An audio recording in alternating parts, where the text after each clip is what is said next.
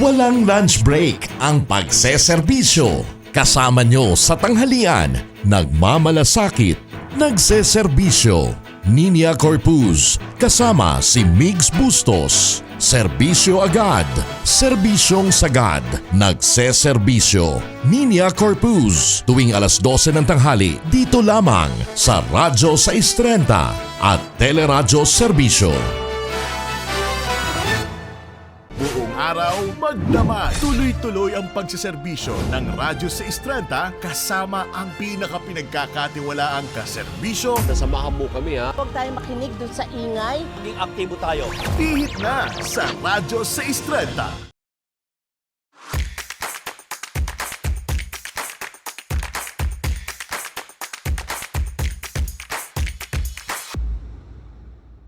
Buong araw, magdamag. Tuloy-tuloy ang pagsiservisyo ng Radyo 630 kasama ang pinaka-pinagkakatiwalaang kaserbisyo. Nasamahan mo kami ha. Huwag tayong makinig dun sa ingay. Maging aktibo tayo. Pihit na sa Radyo 630.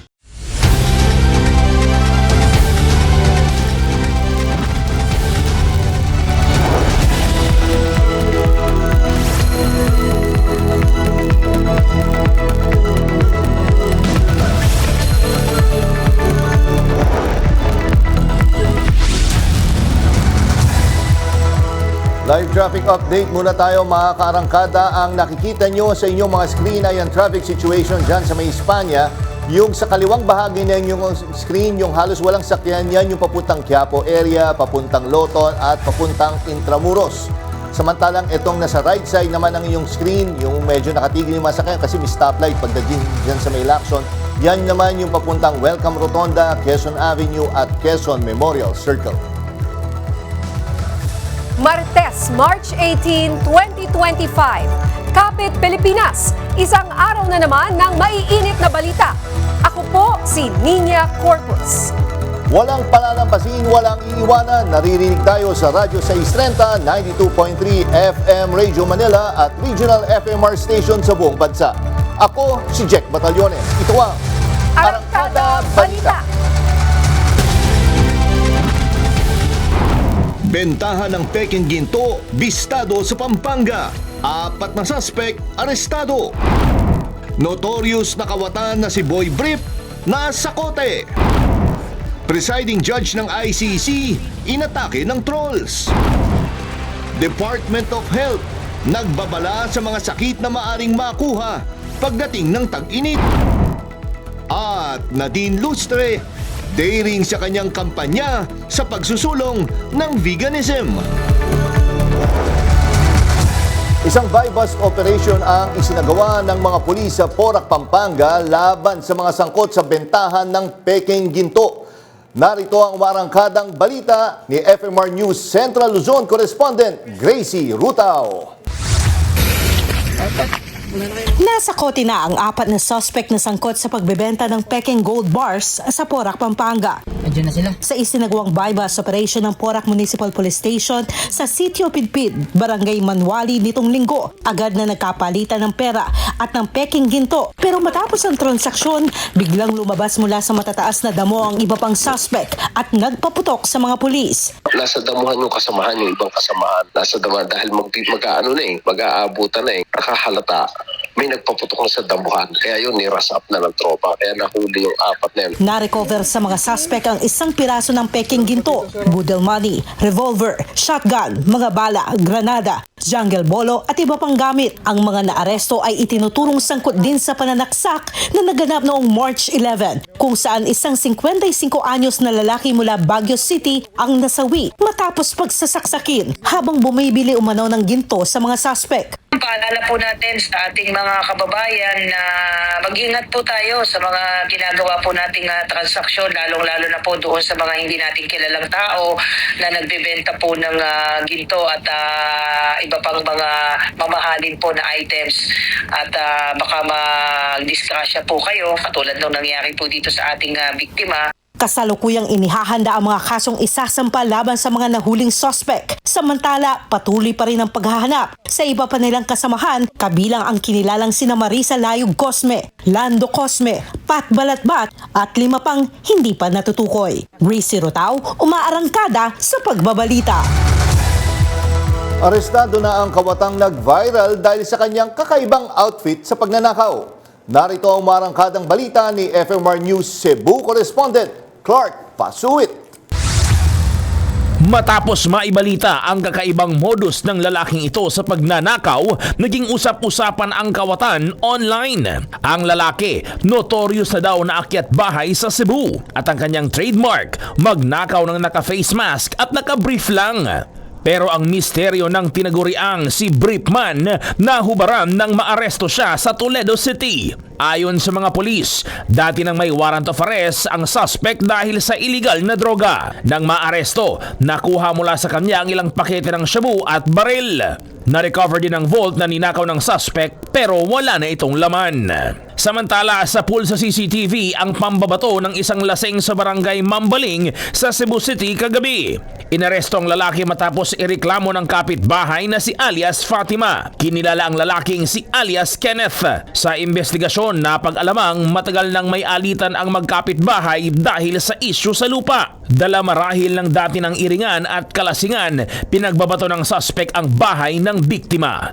Clark Pasuit, umaarangkada sa pagbabalita. Magbibigay ng 100,000 pisong pabuya si Aklan 2nd District Representative Chodorico Haresco Jr. sa sino mang makapagbibigay ng impormasyon at makakatulong sa pagtukoy sa mga nasa likod ng brutal na pagpatay sa isang Slovakian tourist sa Boracay. Iniimbestigahan na ng pulisya ang 2 persons of interest at isang posibleng ikatlong suspect. Ayon kay Haresco, malaking dagok sa turismo ang nangyaring krimen at kailangang aksyonan ito sa lalong madaling panahon. Isang patay na sanggol ang natagpuan sa basurhan sa barangay San Jose, Antipolo. Nakabalot sa plastik at isinilid sa isang kahon na tila parcel. Ayon sa mga otoridad, nasa 6 hanggang 7 buwang gulang na ito at maaring nasanang mabuhay kung naalagaan. Sa CCTV footage, may ilang individual na nakitang nagtapon sa basura pasado 3:00 ng madaling araw. Pero hindi pa tukoy kung sino ang nag-iwan ng kahon. Humihingi ng asylum sa Netherlands si dating presidential spokesperson Harry Roque. Sa isang virtual press conference, sinabi ni Roque na nais niyang ipagpatuloy ang pagtatanggol kay dating Pangulong Rodrigo Duterte. Ayon sa kanya, poprotektahan siya ng batas sa non-refoulement.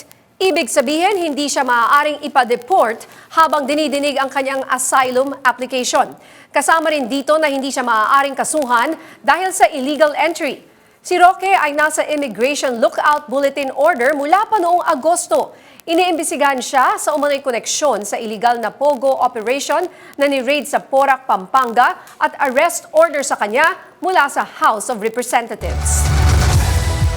Muling lumutang sa Netherlands si dating presidential spokesperson Harry Roque kahit may arrest order mula sa House of Representatives. Dahil dito, nanawagan ng Malacanang na bumalik siya sa Pilipinas para harapin ang kanyang mga kaso. Narito ang report ni Kath Kahukom. Dating presidential spokesperson Harry Roque nananatiling hindi nahuhuli sa kabila ng arrest order mula sa House of Representatives. So how could there be a political persecution if all the pieces of evidence are overwhelming? Nitong March 14, lumitaw si Roque sa International Criminal Court sa The Hague, Netherlands kasama sina Vice President Sara Duterte at Senator Robin Padilla. Ayon kay Roque, sasamahan niya ang legal team ng dating Pangulong Rodrigo Duterte na inaresto nitong March 11 dahil sa kasong crimes against humanity. Wala po tayo nakikitang political persecution. Harapin na lang po niya ang kaso niya po dito. Mas maganda po yan para maipakita niya sa taumbayan na wala po talaga siyang kasalanan. Nananawagan ng Malacanang na bumalik si Roque sa bansa kasabay ng panawagan ng ilang supporters na ibalik din si Duterte sa Pilipinas. Si Roque ay may non-bailable trafficking complaint kaugnay ng isang illegal pogo hub sa Pampanga. Gayunpaman, dahil lookout order lang ang inilabas laban sa kanya, nakalabas pa rin ito ng bansa. Kat Kahukom, umaarangkada sa pagbabalita. Bigla na lang sumulpot si dating presidential spokesperson Harry Roque sa Netherlands para irepresenta si dating Pangulong Duterte sa kaso niya sa ICC. Pero sapat ba itong dahilan para iwasan ang kanyang mga kaso dito sa Pilipinas? Dapat ba siyang pauwiin para harapin ang mga ito? Pakinggan natin ang opinyon ng taong bayan sa Masa Sabi. Well, dapat lang bumalik siya para harapin niya yung kasong ibinibintang sa kanya na papadami ng pogo sa ating bayan. Ano? Hindi dapat nakasandal ang ating ekonomiya sa sugal. Si Roque kailangan balikin din sa Pilipinas para panagutin yung mga iniwanan niyang obligasyon. Ang dami niya inaprobahan tungkol sa pogo. Yan ang problema kay Roque, kaya nagtatago siya. Kung hindi naman totoo yung binibintang sa kanya, mapapatunayan niyang wala akong kasalanan. Oo, pabor ako na talagang kailangang umuwi siya. Mayroon siyang kaso. Harapin para maluminis yung katauhan niya. Di ba dapat harapin niya kung ano man yung consequence na dapat na nararapat para doon? Justice na lang kung ano yung dapat talaga para sa kanya. Patuloy pa rin ang paglilitis ng International Criminal Court laban kay dating Pangulong Rodrigo Duterte kahit pa may kwestiyon sa legalidad ng kanyang pag-aresto. Ayon kay dating Associate Justice Antonio Carpio, may karapatan ang kampo ni Duterte na questionin ito sa ICC. Ngunit malabo itong magtagumpay. Dagdag pa ni Carpio, kahit illegal man o hindi ang pag-aresto, hindi ito makakaapekto sa jurisdiksyon ng ICC sa kaso ni Duterte. May pagkakataon ng kanyang kampo na isampa ang issue sa susunod na pagdinig sa Setyembre o sa pamamagitan ng mosyon. Pinotak din ng ilang supporters ni dating Pangulong Rodrigo Duterte ang Facebook page ni International Criminal Court Presiding Judge Julia Motok. Narito ang report. Noong Biyernes, humarap si dating Pangulong Rodrigo Duterte sa pre-trial chamber ng International Criminal Court or ICC sa The Hague, Netherlands para sa kasong Crimes Against Humanity. Kasabay nito ang paglabas ng mga hate post at fake news laban kay ICC Presiding Judge Julia Motok. Kalat sa social media ang maling impormasyon na hindi raw siya marunong mag-Ingles. Kahit pa fluent siya sa 5 wika, kabilang ang Ingles. Of which he is... May lumabas ding larawan na kesyo may kaugnayan siya sa pamilya Marcos. Pero napag-alamang hindi ito totoo dahil hindi naman si Judge Motok ang nasa larawan. Sa isa pang Facebook post, inakusan pa ang ICC na tumanggap ng $100 million kapalit ng arrest warrant. Sa isa pang post, sinabing dating model daw si Motok at TV host. Nakasama daw niya sa ilang activities si Senadora Amy Marcos. Meron din isang post na iniinsulto si Motok at sinabing mukhang pornstar daw ito. Sa iba pang propaganda pages, sinabing minamaliit ng ICC ang mga Pilipino. Tinawag din na International Cohorts of Criminals at nanawagan sila na bombahin ng tweets ang ex-account ng ICC. Upang ipaliwanag ang legal na batayan ng pag-aresto kay dating Pangulong Rodrigo Duterte dito sa Pilipinas, makakausap natin via Zoom si Attorney Darwin Angeles, Senior Lecturer sa UP College of Law at Adamson University. Nagtuturo rin po siya doon. Attorney Angeles, magandang hapon po sa inyo. Magandang hapon po sa ating lahat at sa ating mga tagapakinig. Okay, Attorney, ano po sa tingin nyo ang legal na basehan ng pag-aresto kay dating Pangulong Duterte dito sa Pilipinas? Well, simple lang yan eh. Meron tayong batas, Republic Act 9851, ang IHL law ng Pilipinas. At meron po ditong section 17, nagkasad ng jurisdiction, na nagsasabi na in the interest of justice, binabasa ko po yung batas the relevant Philippine authorities may dispense with the investigation or prosecution of a crime punishable under this act if another court or international tribunal is already conducting the investigation or undertaking the prosecution of such crime. Instead, the authorities may surrender or extradite suspected or accused persons in the Philippines to the appropriate international court, if any, or to another state pursuant to the applicable extradition laws and treaties. Ito po yung legal basis para sa aresto. Okay. Attorney, may mga nagsasabi din mula sa ibang sectors, well, yung mga supporters po ni dating Pangulong Duterte na sinasabi dapat daw dinaan muna sa isang local court. Totoo ho ba yan? Nakalagay ho ba yan dun sa provision po na yan? Well, pwede lang yun kung kung extradition ang pag-uusapan natin. At nag-a-apply lang po ang extradition kung ang destino ni Pangulong Duterte ay ibang bansa o ibang estado. Hindi po ito applicable kasi sabi nga po sa batas, pwedeng isuko ang isang akusado o suspect sa appropriate international court. At ang appropriate international court po ay ICC. Hindi po ito dumadaan sa extradition na dadaan sa korte. Okay, so tama lang po yung bigla na lang siyang isinakay sa eroplano agad-agad nung araw din na yon. Sa tingin niyo po ba, may due process po bang nasunod bago siya inaresto? Well, tingin ko naman merong due process kasi lahat naman po tayo nakita ko anong nangyari, kung anong ginawa ni PNP General Torre, ginawa ng DOJ, binasahan naman po ng karapatan si Pangulong Duterte. In fact, I remember pinagbagyan pa nga yata yung mga abogado nilang tumakbo sa Supreme Court. Tapos sa pagkakaalam ko po, niraffle nga po yung petition ni Pangulong Duterte at hindi po to usually ginagawa ng Supreme Court. So ni-recognize naman po na urgent nga po kasi humingi nga po silang TRO pero hindi naman po nabigay. So sa tingin ko, sapat na due process na po yun eh. At saka nakalagay din dito sa batas na meron po talagang diskresyon ang gobyerno na isuko. Oo, kasi sinasabi nyo nga yan yung RA 9851. It's a local law. In-apply po natin yung lokal na batas. Kasi baka sinasabi na hindi kasi ICC international law. Bakit hindi natin sinusunod daw yung batas dito sa ating bansa? So sinasabi nyo may karampatang batas na nagsasabi na tama ito na pagkuha sa kanya at pagdala sa kanya sa The Hague. Oo. Tama po ba, Attorney? Tama po yun. Kasi ang kailangan po nating intindihin, meron ang sistema ng batas, may international law, merong domestic law, Philippine law. Ngayon, yung komplikasyon po kasi rito, dahil nag-withdraw na nga po tayo sa Rome Statute sa ICC. Yung Rome Statute, batas po yan ng ICC. So yan po yung gagamitin nilang batas para pakinggan at dinggin yung kaso ng Crimes Against Humanity charge. Okay? So, at ayon po yan, sabi ng Korte Suprema sa Pangilinan vs. Cayetano, pwedeng gawin niya ng ICC. Kasi, yun nga, batas po ang Rome Statute hanggang nag-withdraw po tayo ng Marso 17, 2019. Okay, so sa mga hanggang ngayon ay partner, nagki-criticize pa rin, mali, illegal, kasi yan talaga yung nilalaban. Saka yung kidnapping, di ba? Sinabi pang kidnapping. May nakikita ba kayo, Attorney, na elements ng kidnapping sa case na to?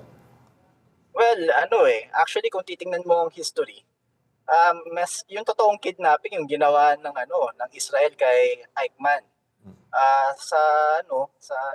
Si Eichmann, isa po siyang Nazi na tinugis ng Secret Service ng Israel at dinaga sa Israel. Kinidnap po talaga siya laban sa kanyang against his own will. Ito hindi nangyari rito kasi kita niyo naman po kung ano nangyari. Diba?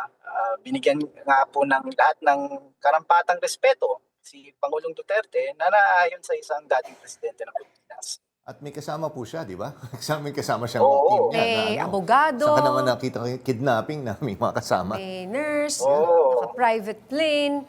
So, just for the sake of argument po, sa mga, syempre, dalawang sides yan. Tama ba o mali? Meron po ba kayo naiisip na legal na hakbang na maaaring gawin ng kampo ni Duterte o ni former President Rodrigo Duterte upang questionin ang kanyang pag-aresto? Sa akin po, at base sa pagkakalam ko sa international law, meron pa siyang remedyo. Kasi gaya nga ng sinabi ng Korte Suprema sa Pangilinan vs. Cayetano, ang ICC na po ang Court of Competent Jurisdiction. Not just under the law, but also over his person kasi naaresto siya pursuant to an ICC warrant. Ngayon, ang ICC korte yan. parang may kapangyarihan ng ICC na makinig ng dulong, 'di ba? So pwede nilang questionin na, illegal po yung pag-aresto sa akin, na violate po yung mga karapatan ko. At alam ko po, may balak po yata silang isite na mga jurisprudence para suportahan ang posisyon nila. Ang sa pagkakaalam ko nga lang po is marami na rin pong halimbawa na nangyari po before na parang ganito po yung nangyari. In fact, mas maganda pa nga po yung nangyari kay Pangulong Duterte. Okay, maraming salamat po, Attorney Darwin Angeles, sa inyong paliwanag tungkol sa mga legal na batayan ng pag-aresto kay dating Pangulong Duterte. Maraming salamat po. My pleasure po. Thank you. Hiniling ni Assistant Majority Leader at Lanao del Sur Representative Zia Alonto Adjong sa Commission on Audit na magsagawa ng fraud audit sa paggamit ng Bangsamoro Autonomous Region in Muslim Mindanao o BARM ng 6.4 billion Local Government Support Fund. Ayon kay Adjong, dapat tingnan ng COA Central Office ang isyong ito dahil lumagpas ito sa 50 million na audit threshold para sa regional level. Sa ginanap na pagdinig ng House Committee on Public Accounts, binigyang diin ni Adjong na kailangan busisiin ang paggamit ng pondo mula sa Office of the Chief Minister ng BARM. Sinuportahan ni Committee Chair Representative Stephen Paduano ang panawagan para sa fraud audit at hiniling kay Adjong na gawing formal ang kanyang mosyon. Sa aming pagbabalik, bangka lumubog sa Tawi-Tawi. 32 pasahero nasagip. Marami pang mainit na balita sa pagbabalik ng Arangkada Balita.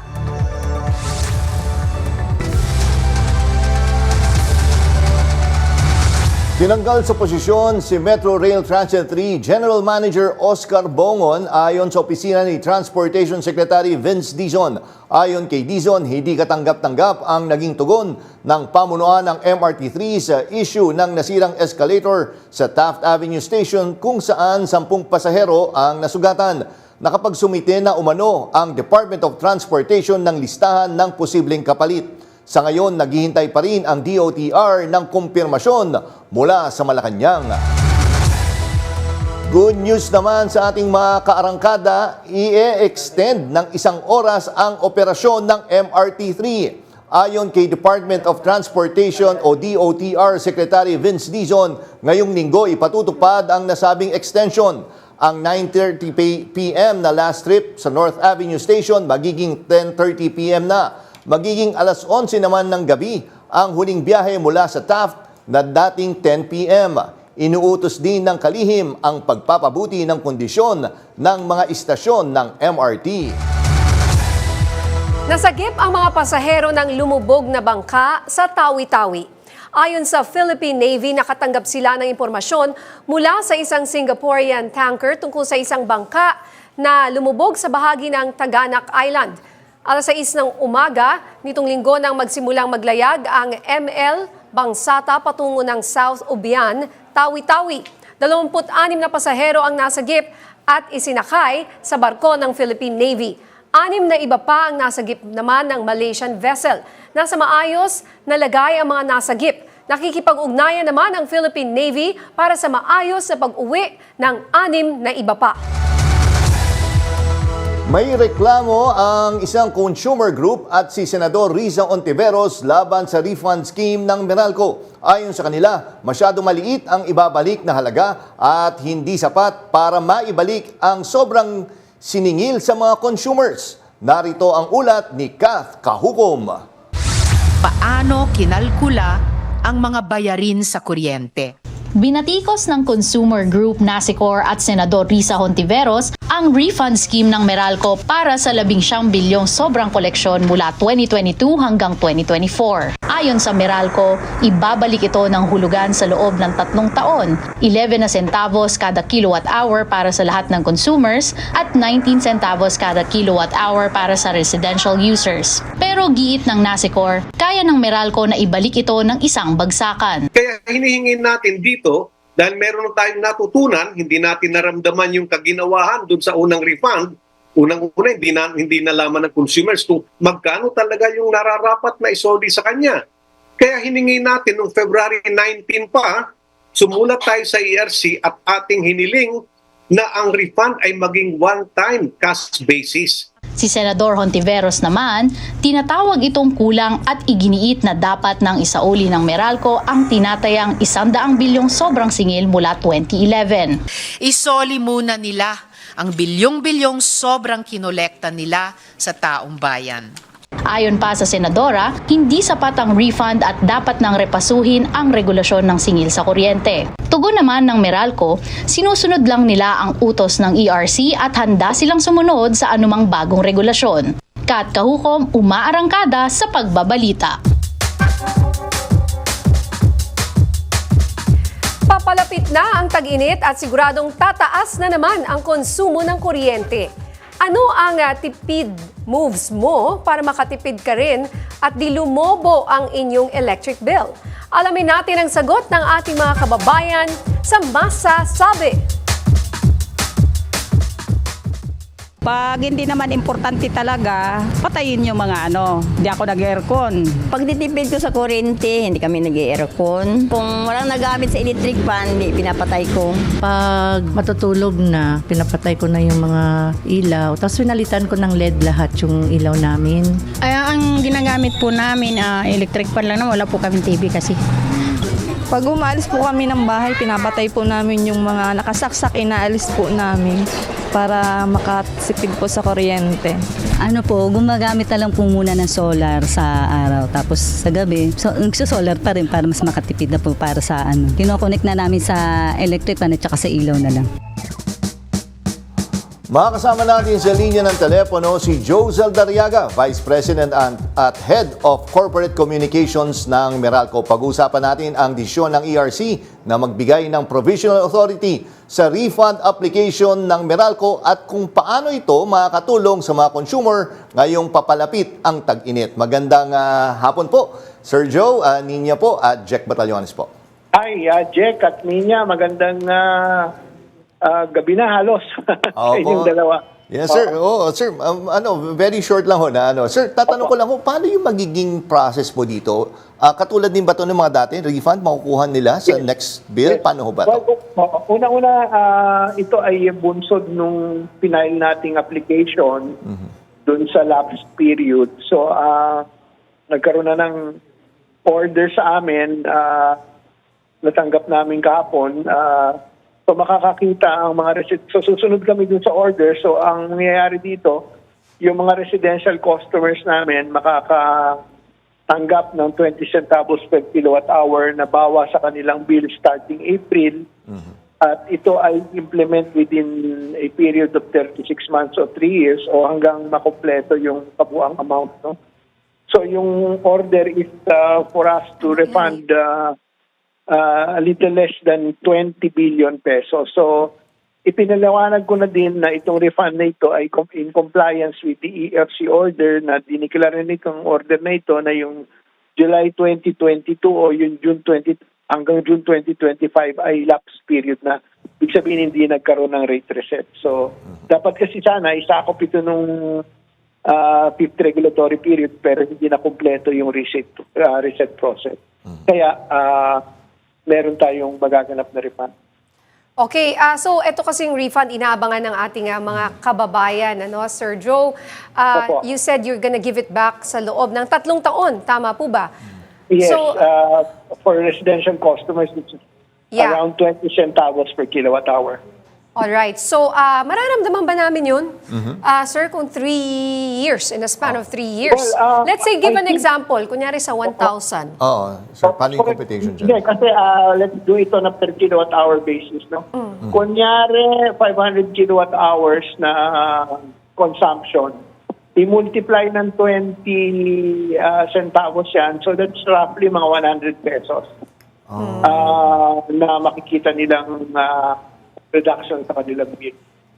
But ang nakikita namin dito, this may help lalo na ngayong papasok na summer months. May mga humihingi po na sana ay one-time big time. Yes, one-time big time. Posible ho ba yan, Sir Joe? Imbes na 3 years kasi baka hindi masyadong maramdaman we merely follow the order of the regulator. We cannot deviate from that kasi regulated entity kami. So kung ang order nila is very specific, dapat yan kumpletohin nyo ng 3 taon. So you cannot go against any order from a lawful body such as the ERC. No? So ano man yung mga pinasuggest ng iba-ibang grupo, then I would suggest maybe the proper venue would be the ERC. Okay, last question. Ano po ang pwedeng gawin ng mga customer kung may mga katanungan po sila tungkol sa refund? Saan ba namin makikita yan sa aming bill? At makikita ba natin specifically ito yung kilowatt hour na nakuha mo? Meron po yung special line item dun sa electricity bill. Kung gusto nila, maaari din silang makipag-ugnayan sa amin. We are on social media, both Facebook and X, so in dating Twitter. They can call us at our hotline at 16211 kung gusto nilang malaman yung necessary updates. We are also a text away, 0920-97-16211, 0920-97-16211, or 0917-551-6211. Okay, naku, maraming salamat po sa update at malinaw na pagpapaliwanag, Sir Joe Saldarriaga ng Meralco. Maraming salamat po.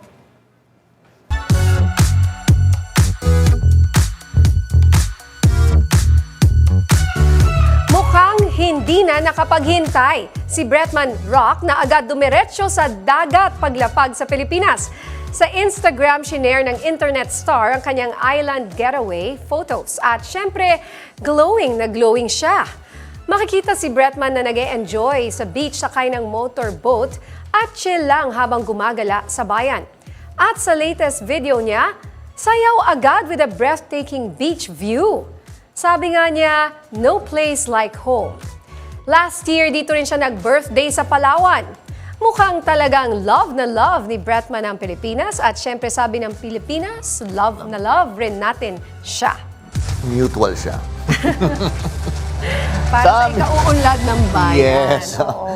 Sa aming pagbabalik, popstar royalty Sara Geronimo kumasa sa dance collab with SB19 Stella. Marami pang maiinit na balita sa pagbabalik ng Arangkada Balita.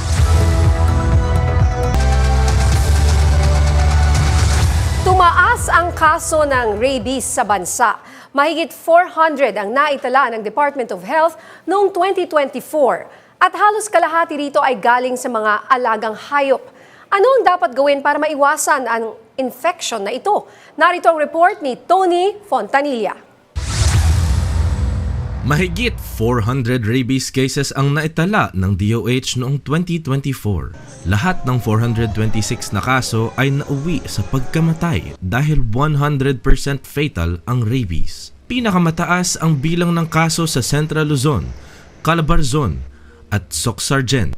Ngayong 2025, umabot na sa 55 ang bagong kaso mula Enero hanggang Marso. Naipapasa ang rabies sa tao sa pamamagitan ng kagat o pagdilan ng infected na hayop sa sugat, mata, ilong o bibig. Karaniwang lumalabas ang sintomas sa loob ng 2 hanggang 3 buwan, pero posible ring mas maaga o mas matagal bago magpakita ang sintomas. Ayon sa DOH, mahalagang mabakunahan taon-taon ang mga alagang hayop laban sa rabies. Available ang libreng bakuna sa mga LGU at sa mga veterinary clinic. Kung makakagat ng hayop, agad hugasan ang sugat gamit ang sabon at tubig at magtungo sa pinakamalapit na primary care facility o animal bite center para sa agarang lunas. Tony Fontanilla, umaarangkada sa pagbabalita. Papalapit na ang tag-init at kasabay nito ang banta ng heat-related illnesses. Nagbabala ang Department of Health laban sa panganib ng heat cramps, heat exhaustion at heat stroke. Nagbabalik si Tony Fontanilla.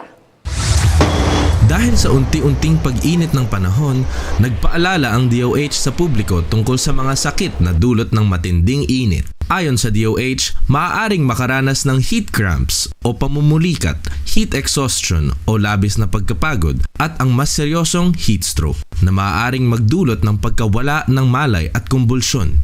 Payo ng DOH, agad dalhin ang pasyente sa malamig o malilim na lugar. Painumin ng malamig na tubig at lagyan ng cold compress o basang panyo ang ulo, leeg at iba pang sensitibong bahagi ng katawan. Sa na-heat stroke naman, mas makabubuti kung agad itong madadala sa ospital para sa tamang lunas. Pinayuhan din ang publiko na manatiling updated sa lagay ng panahon sa pamamagitan ng Pag-asa. Tony Fontanilla, umaarangkada sa pagbabalita.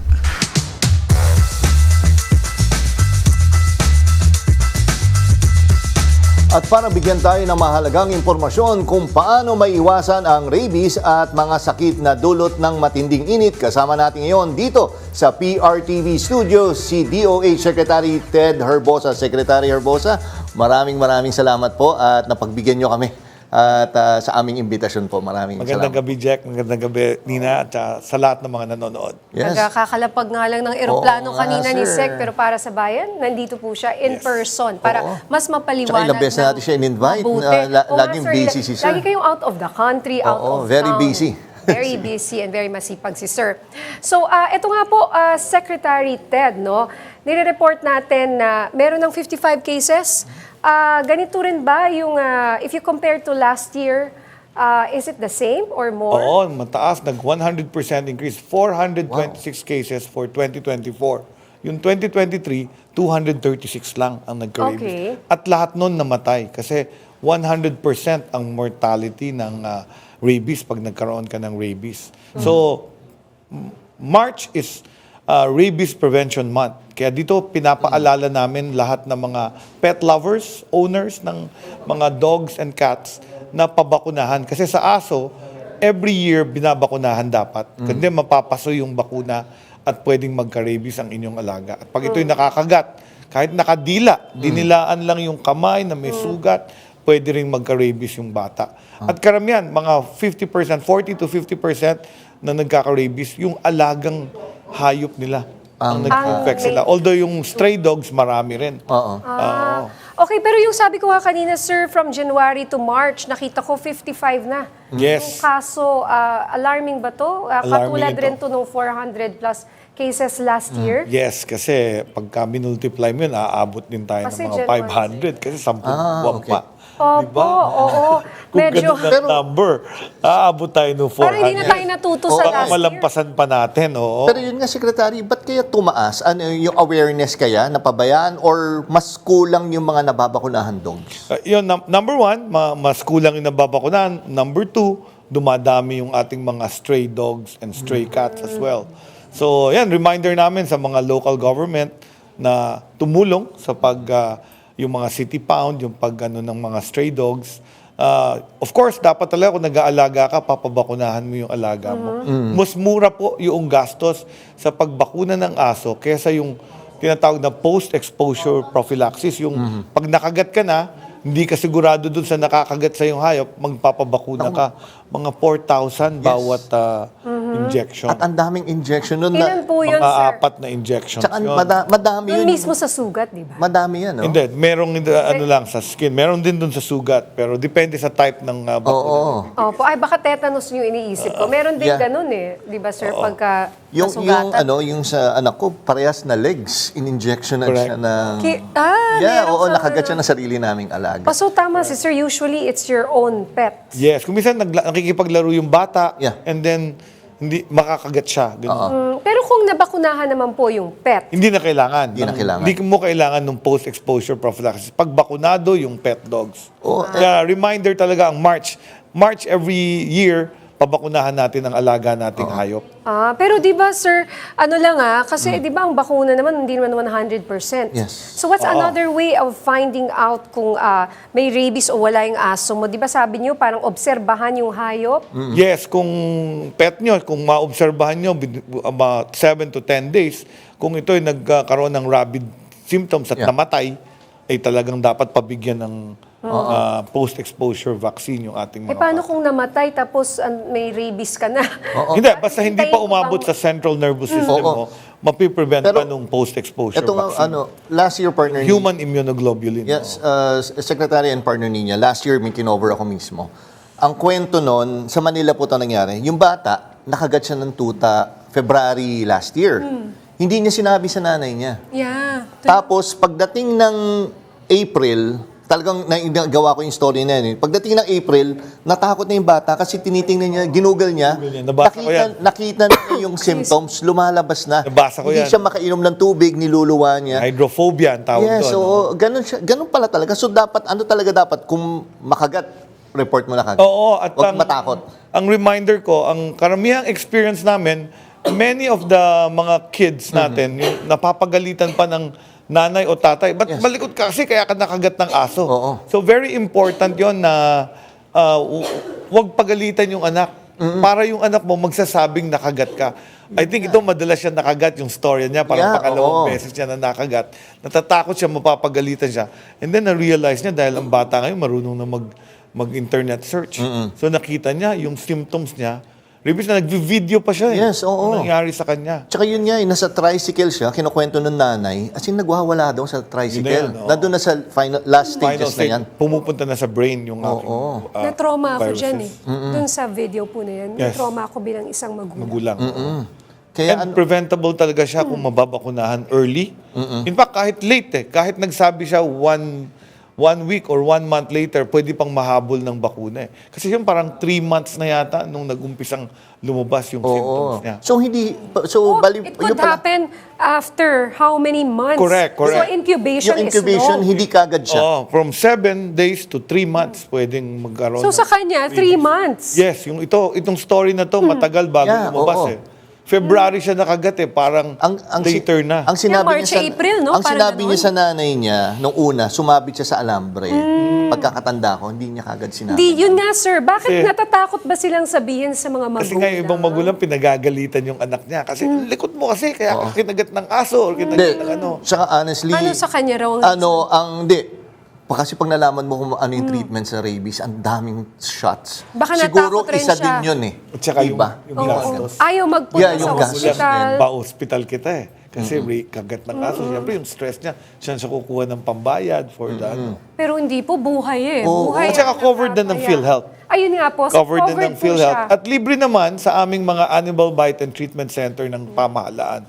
Although meron ding mga pampribado, yung Animal Bite Center. So dalawa yun Animal Bite and Treatment Center, gobyerno po yun.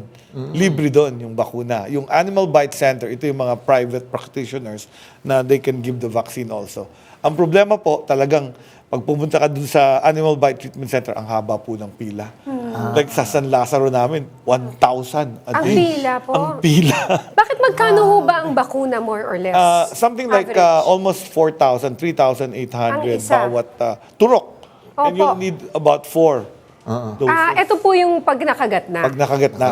Pero yung sa aso, parang 100 yata o 300 pesos. Can you imagine Malaking versus? mura. Oo, kesa naman dun sa susugal ka. Yun nga po. Dok, yung scratch. Secretary. Ang scratch pwede rin makakos. Yung sugat na nadilaan lang. Hindi not necessary makagat ka.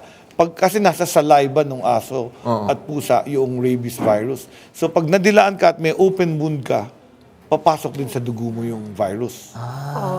Kaya talagang kailangan mag-ingat po ang ating mga kababayan. Bakuna talaga. No? Bakuna ng pets talaga is the most recommended. So, Rabies Awareness Month, March, reminding all pet owners and pet lovers, pabakunahan nyo sa veterinaryo. Kaya, Okay. Bukod po dyan sa rabies na, no? Siyempre, summer na po. Magsa-summer na. Ano po yung binabantayan natin? Dahil kakaiba po yung init ng panahon at mas maaga ata ngayon. So, tama yung report nyo, yung heat-related illness, mag-umpisa yan sa dehydration. So, very important, mga 8 to 12 glasses of water every day. Alam nyo yun, pag dehydrated kayo, uhaw kayo. If you're thirsty, drink water. If you're yung ihi mo, yung urine mo, kulay dilaw, dehydrated ka rin. Kailangan parang kulay tubig. So that's one, keep hydrated. Pangalawa, yung mga nag-i-stay sa maiinit na lugar, yung nag-work sa labas, sa traffic aid, vendors, construction worker, dapat may rest period. I think yung mga traffic aid natin, binigyan na ng every 2 hours magpupunta sa shade na instructions. Tapos, of course, mag-sunblock ka rin kasi one of the effects of staying long under the sun is yung sunburn. And if you stay long, talagang and it goes for both, yung nagtatrabaho at yung nagpupunta sa beach. Yung mga sumasayaw sa beach, pwede ka rin ma-sunburn. Yes, so, pero yun nga, Secretary, yung mga nagpupunta ng beach, samantalahin nila, bumilad na matagal, hindi rin safe yun. Bibilad ka na. After a couple of hours, punta ka sa tubig para mag-cool down yung body mo. And then you hydrate. At saka huwag kang magsa-sunbathing from 10 a.m. to 3 p.m. Yun ang hottest and highest ang radiation ng UV light. How about po sa mga iba pang viruses like or skin diseases, let's say yung mga pigsa, uso rin daw, mga chickenpox. Correct. So mga what we call airborne viruses, measles actually ang madaming yun. Measles. Tsaka yung hand-foot-mouth disease. Yung hand-foot-mouth disease, yung mga blister sa kamay, tsaka sa ulcer, mga bata ito, less than 5 years old, nagkakahawan sa school or sa daycare. So very important ang hand washing. Yung sa measles naman, magka-catch up vaccination nga kami kasi mababa yung vaccination rate. Mabilis kasi magkahawahan sa measles in the school. So very important yon na kung may ubo, sipon, or tinitigdas, huwag nang papasukin para hindi mahawa yung ibang bata. Tsaka di ba, manhalala ko, sa buntis, masama yun. Yung, Correct. German measles, masama yung German measles. At saka, pwede naman dagdag ng bakuna. Available pa rin yung bakuna. Libre po. Libre po sa ating mga health center.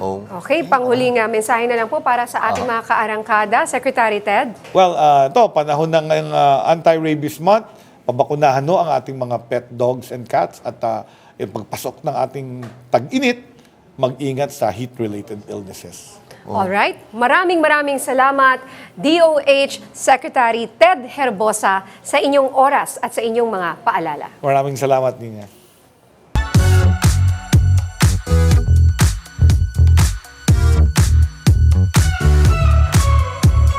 Muling pinatunayan ng Queen of All Media na si Chris Aquino na ang totoong tapang at tibay is beyond physical. May showbiz report si Kat Cahuco. Sa kanyang latest post, ikinwento ni Chris na hindi na siya nakakalakad ngayon dahil sa komplikasyon ng kanyang sakit. Kaya kailangan na siyang kargahin ng anak niyang si Bimbi. Sa same post, ibinahagi rin ni Chris ang kanyang heartache nang iwanan siya ng nobyo niyang doktor. Pag-amin pa ni Chris, hindi niya pinagsisisihan na minahal niya ng husto ang doktor. Sanay rin naman aniya siyang mabigo. Sa kabila ng lahat, Chris remains grateful dahil sa pagmamahal at pag-aalaga ng anak niyang si Bimbi. Kat Cahucom, umaarangkada sa pagbabalita. Kumasa si pop star royalty Sara Geronimo sa dance collab with SB19 Stell. Sinayaw ni Sara at Stell ang bahagi ng chorus ng latest single ng SB19 na Damn. Si Sara walang kupa sa husay sa pagsayaw. Ang netizens lalong na-excite na mapanood yung in the future sa isang show ang Kings of P-pop at ang pop star royalty. Last year, naging usap-usapan na magkakaroon ng collab si Sara at ang SB19 pero wala pang detalyeng inilalabas tungkol dyan. Samantala, puspusan na ang paghahanda ng SB19 para sa kanilang sold-out kick-off concert na simula at wakas sa Philippine Arena sa May 31. Sa aming pagbabalik, marami pang mainit na balita ito, may init na balita natin. Yes, abangan niyo po, ha? Dapat susupresahin natin sila eh. Oo nga eh. Magbabalik po ang Arangkada Balita.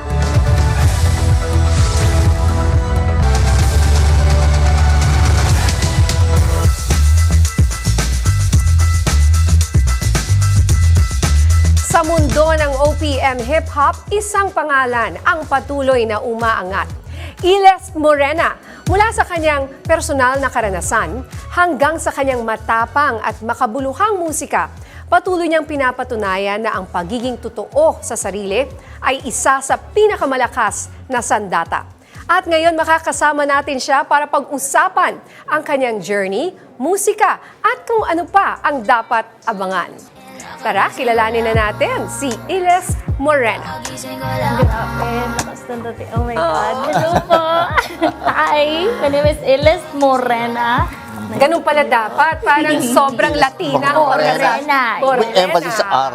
Oo. Yes, tama. Okay, alam mo, Iles, excited kami kasi napapaano na nga ako, napapasayaw dito. Dahil sa, Kanina, di ba? Nandun siya. Sabi ko, uy.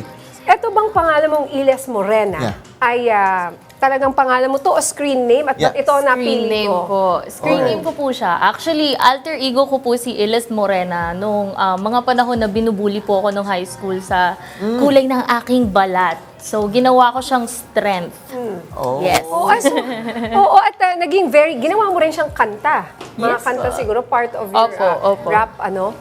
Pero yun nga, yung persona mo na Iles Morena, how is that different dun sa... Yun naman, kumbaga pag hindi yan ikaw, ano? Is Siya it po any yung- different? Sino ka? Yes, Ganon? it's very different. Siya po yung mas confident and mas self-assured na version ng sarili ko. Kasi si Angelica, yung tunay ko pong pangalan. Angelica? Dali lang. Oo, talaga? Yung tunay ko pong pangalan. Siya po, ako po personally, kapag mga normal na araw po, medyo mahiyain ako, medyo introverted, gano'n.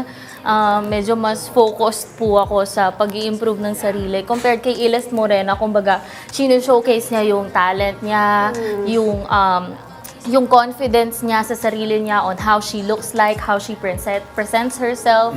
And siya po talaga yung nagdala sa akin during my darkest moments. Alam mo, Women's Month ngayon. Yes. Baka may gusto kang ipaalala sa lahat ng mga kababaihan kasi Pinay tayo Morena ang mga Pilipina, no? At minsan nasabi mo, nabubuli yung mga Morena. Tama. Oo, ano nga gusto mong sabihin sa mga nabubuli ngayon at sa mga nambubuli na yan? Sa mga nabubuli, tandaan nyo, lagi nyo lang tandaan na walang problema sa sarili nyo, walang problema sa mga tingin nyo sa sarili nyo na flaws nyo dahil yan na that's what makes you unique and that's what makes you yourself. Huwag kayong matatakot na kinukutsa kayo ng mga tao dahil lahat yan nanggagaling lang sa sarili nilang mga insecurities. At sa mga nambubuli, tigilan nyo na yan dahil wala kayong mapapala dyan. Tumingin kayo paloob para makita nyo kung ano ba talaga yung mali sa sarili nyo. Yeah, pero yung mga basically influences mo. Kasi ngayon, di ba, P-pop ang karamihan. Pero ikaw sa hip-hop, mahirap mag-thrive sa ganyan. I mean, At saka bihira ang babae. Yeah, karamihan sa rappers. Diba? Male-dominated Hip-hop, rap. industry po talaga. That's right. Hip-hop. Oo, hindi ka ba nahirapan? Medyo mahirap po, kasi syempre sa mga events, kadalasan ng mga kasama ko mga male rappers, mahirap talaga maging babae sa hip-hop industry, pero kailangan ko siyang gawin Kailangan ko siyang gawin to show women out there, little girls, na it's possible. It's possible to be yourself in a male-dominated industry. Yes. Talaga nakita naman. ko nga may mga collab siya with Skastakli. Opo, sa Lagabog. And from this song din, na Buena Chica, called Buena Chica, in my album called Morenita, may collab din kami ni Skastakli doon. So kung gusto niyo pakinggan, listen to it, guys. Yes. So ito nga, ano bang naging inspirasyon mo sa paggawa nitong Morenita? Ang inspiration ko po talaga dito is yung pagdadalaga ko. It's divided into 3 parts, which is love, lust, and dreams. Mga bagay na napagdadaanan ng isang normal na babae. Siyempre, ang pag-ibig, yung urges, and yung pangarap. Pero is there a specific theme or common theme sa mga songs mo or hindi? Coming of age. Oo. And anong paborito mo? Yeah. Personal favorite mo? Personal favorite ko, lalo na dito sa album ko, is yung kanta ko pong Stinkalink. Stinkalink po yung title niya. Bakit Stinkalink? Oo. Tinatanong nga din po ako madalas kung ano daw po ba meaning ng Stinkalink. It's parang yung sneaky link. Yung sneaky link kasi yung parang nagkikita kayo patago nung iyong partner kasi ayaw yung may makakita sa inyo. Stinkalink naman is term of endearment. Yung tawag mo sa soon-to-be boyfriend or soon-to-be girlfriend mo. Kasi yung inspiration ng kanta is nung nagsisimula pa lang kami magligawan ng boyfriend ko, doon kami nabuo yung romance namin sa isa't isa. Alam mo, sige. Sorry, pero yung songs mo, you write most of your songs? Yeah, all of Or the lahat? songs I write it po. Oh, galing naman. So, bigyan mo naman kami ng sample, Iles. Ano po bang sample ang gusto Kung niyo? anong gusto mo, share mo naman sa amin. Ngayon, live o impromptu. Nako, salamat, Iles. Sige po. Kakantahin ko po ang verse from my song called Stinkalink. Ba't ka ba kasi ganyan? Labi mo na tatuan. Gusto kong mahalikan. Gusto ko na makagat. Gusto ko na maatat. Gusto ko na hubarin ang pantalo mo may ba. Woo! Yun yan, di ba? Nagulat ako dun Kaya mo tapatan niya. Kaya tapatan niya ni Nako. Hindi bagay sa suot ko, partner. Pero galing yung illest is What does it mean? Illest means you're the baddest, you're the best. the EST. The best of the best. Oh. Okay. Galing. Sige. Uy, picture tayo. Yung ating tradition na Tradition namin dito Yes, yan. Oo. illest. Alright. Okay. Yes, 1, 2, 3. One more. 1, 2, 3. Ayan. Thank Ako, you. maraming salamat sa'yo. Salamat. Good luck. More power. Saan ka ba namin mapapanood next? Mapapanood nyo po ako next sa UP Fair, Kalye Tunes. It's on April 2nd. And I'm very excited kasi medyo meron akong pasabog sa inyo dun, guys. Intayin nyo na lang. Follow me on all my socials at Iles Morena for more updates. Okay. Ayan. Ikaw na magpaalam para sa atin, Iles. Yan ang mga balitang umaarangkada ngayong araw. Ako nga po pala, si Iles Morena. At ako po, si Nina Corpus. At ako naman po, si Jack Batallones para Para hindi mahuli sa usapan, kapit lang hanggang sa susunod na Arangkada Balita.